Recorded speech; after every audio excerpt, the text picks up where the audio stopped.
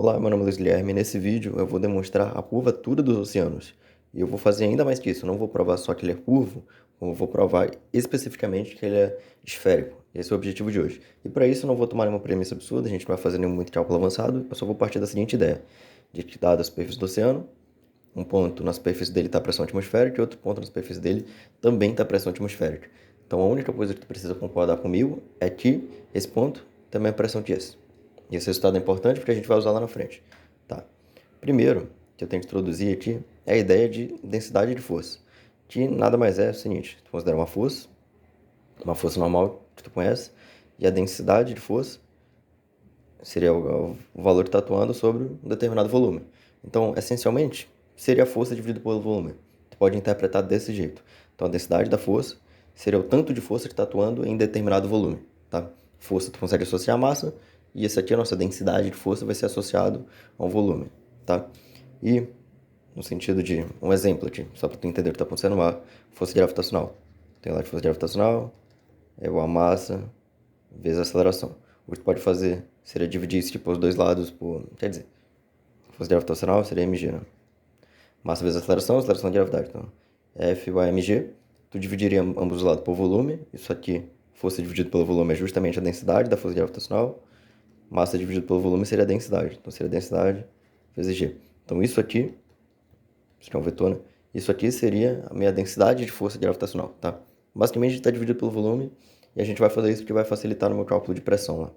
Então é o seguinte, agora sim a gente vai começar a trabalhar com a pressão, igual comentei, a gente considera esse cilindro infinitesimal, então o que isso quer dizer? Que esse desenho é muito pequeno, então é como se fosse um elemento de volume de um fluido, que é isso aqui, aí ele tem a área da base é ds e aqui da tampa também é ds, porque essas áreas são necessariamente iguais, você pode achar isso muito conveniente, mas é simplesmente porque isso é um dz, tá? Então isso é um negócio muito pequeno, então não faz sentido essa área aqui de baixo, essa área de baixo ser diferente da de cima. Tá? Então agora a gente vai considerar as pressões que estão atuando nele. Existe uma pressão aqui embaixo, que vai ser uma pressão, que a pressão depende da posição, a gente está assumindo isso, né? Tá?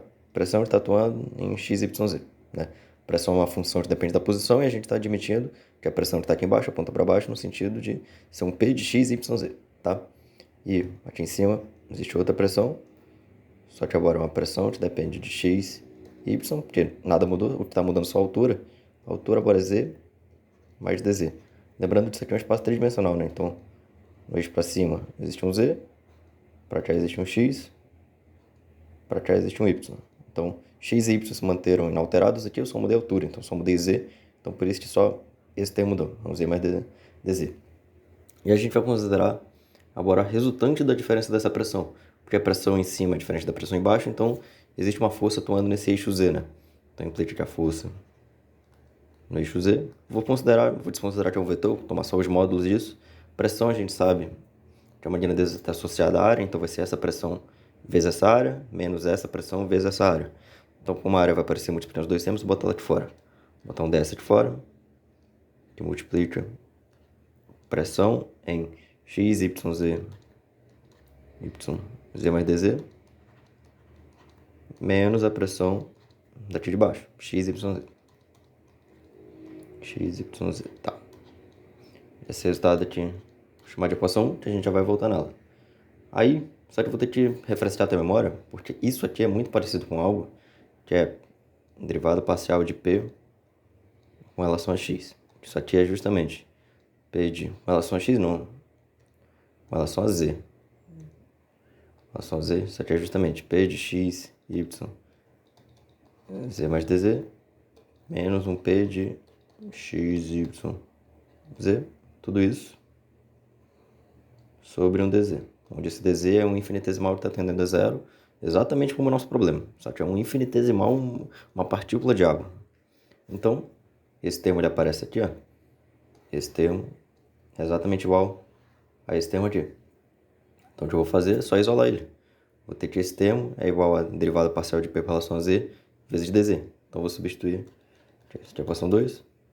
Substituir a equação 2 em 1. Tá?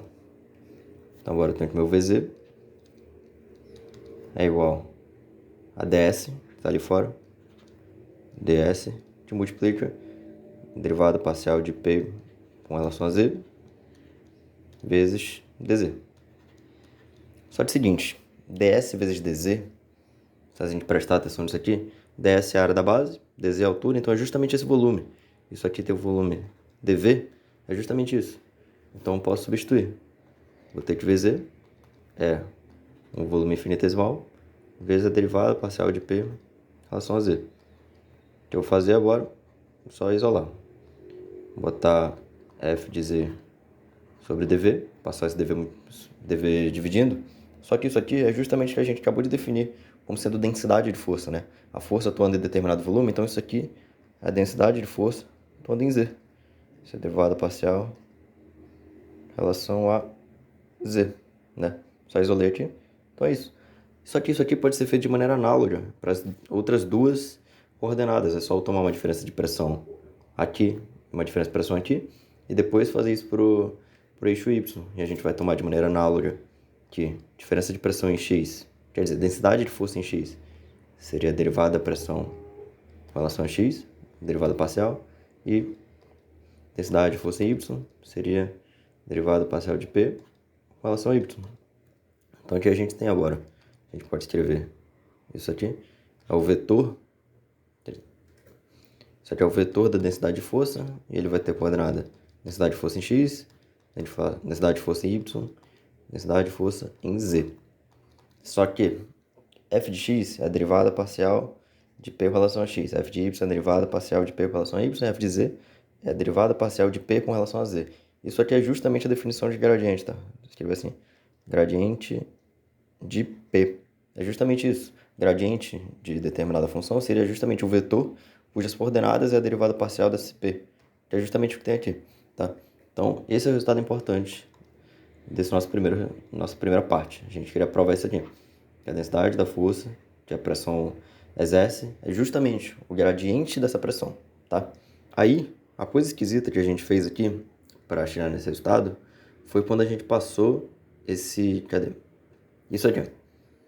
Quando a gente tomou isso aqui, dividiu por dv e admitiu que isso aqui pode ser a densidade da força, e a gente não considerou da densidade ser diferente aqui, do fluido ser diferente, nada, a gente só assumiu que isso pode ser feito. Isso acontece por dois motivos. Primeiro, isso aqui é muito pequeno, tá? Então não tem por que a densidade do fluido aqui em cima ser diferente daqui embaixo, então a gente pode só admitir que a densidade se mantém constante ao longo dele. E o segundo motivo é porque isso aqui é um fluido, isso não é um gás, tá? Quer dizer, um fluido não é um gás, isso é um líquido, não é um gás, a gente está considerando que é um líquido. E para um líquido, para água, eu botei essa colinha aqui. Se tu pegar em uma atmosfera, a pressão de 1 atm, a densidade é 1. E se tu aumentar essa pressão para 100 atms, ou seja, a pressão por 100 vezes maior, a densidade da água só aumenta em 0,5%. Então tu pode considerar que ela é desprezível, essa mudança. Então por isso que eu posso considerar ali. Posso dividir e admitir que a densidade é constante, que isso não afeta meu cálculo, tá? Aí, a gente sabe esse resultado, agora a gente vai tomar um fluido em equilíbrio. O fluido em equilíbrio, ele vai ter uma pressão que está atuando aqui e tem um peso nele, naturalmente. Então, isso implica que a força dessa pressão, se ela está em equilíbrio, a força que a pressão exerce, é igual à força gravitacional. Só que eu não vou deixar assim, né? Eu vou deixar em termos da densidade de força. Então, meio que eu divido por volume dos dois lados, e eu posso fazer aquilo por aquele mesmo motivo que eu acabei de argumentar, de que a densidade não muda muito e que o fluido é pequeno, será um bloco de fluido. Aí, tá. Densidade da força da pressão é igual a densidade da força gravitacional. Aí é o seguinte, nesse resultado aqui, a gente sabe, densidade da força da pressão a gente acabou de ver. É o gradiente da pressão. O que tem que trabalhar nessa força gravitacional seria o seguinte, força gravitacional é uma força conservativa, e a gente viu lá em Física 1, força gravitacional a menos o gradiente de uma energia potencial gravitacional, né? Toda força conservativa pode ser escrita em termos disso aqui, como sendo gradiente de uma função, e isso acontece para a força gravitacional. Só que o que eu posso fazer ainda é dividir ambos os lados por volume. Vou ter que existe um vetor. Densidade de força gravitacional é igual a menos o gradiente, que é isso? É igual a menos o gradiente de uma espécie de densidade de energia potencial gravitacional, tá? Eu posso fazer, só substituir ali. Isso aqui então é igual a menos o gradiente de uma densidade de energia potencial gravitacional. O que eu fiz basicamente foi dividir aqui ambos os lados por volume. Tá bom. E esse aqui é meu resultado. Isso aqui era justamente o que eu queria chegar. Porque o argumento que eu quero fazer a gente viu, isso aqui é gradiente de pressão. Então, tenho que F de P é igual a gradiente de P, seria derivada parcial de P com relação a X, derivada parcial de P com relação a Y, derivada parcial de P com relação a Z. E a gente vai voltar para aquele nosso caso inicial, na superfície de um oceano. Isso aqui, a gente está admitindo que aqui a pressão não muda, né? Que essa pressão é a mesma. Então, a gente pode admitir que até aqui a pressão é uma constante. Então, se a pressão é uma constante, todas as derivadas delas são zero. Derivada parcial em relação a x é zero, em relação a y é zero, em relação a z é zero. Então, isso aqui é zero, isso aqui é zero, isso aqui é zero. Então, tenho que isso aqui é um vetor nulo, né? Isso aqui é um vetor nulo. Se esse termo aqui é zero, cadê? Esse termo é zero, esse termo também precisa ser zero. Então, tenho que menos o gradiente da energia potencial, da densidade da energia potencial gravitacional é zero. Então, naturalmente, o que a gente tinha feito era só dividir pelo volume. Então, o gradiente da energia potencial gravitacional de fato também precisa ser zero, né? Faz muito sentido, porque isso aqui é só isso aqui dividido por volume, então se isso aqui é zero, isso aqui também precisa ser zero. E esse é o argumento principal que a gente vai usar. Porque a gente sabe que a energia potencial gravitacional está relacionada com a distância ao centro de massa de um objeto. Perto da superfície do oceano, a gente usa aquele resultado de que isso aqui é igual a mgh, mas isso aqui é válido aqui na superfície da Terra. Para o caso mais geral possível, é outra função, só que ainda assim é uma função da distância só, da massa e da distância do objeto. Só que como eu estou considerando densidade, eu posso só considerar da distância, tá bom? Seguinte, se isso aqui é zero, isso implica que todos os objetos estão à mesma distância do centro de massa da Terra. Ou seja, toda a curvatura da superfície dos oceanos, toda a superfície dos oceanos está à mesma distância do centro de massa da Terra. Então, eu preciso achar uma geometria tal que... Eu tenho um oceano aqui. Preciso de uma geometria tal que todos esses pontos estejam à mesma distância desse ponto aqui. E onde que a geometria onde isso faz sentido seria se a superfície do oceano fosse, na verdade, uma esfera.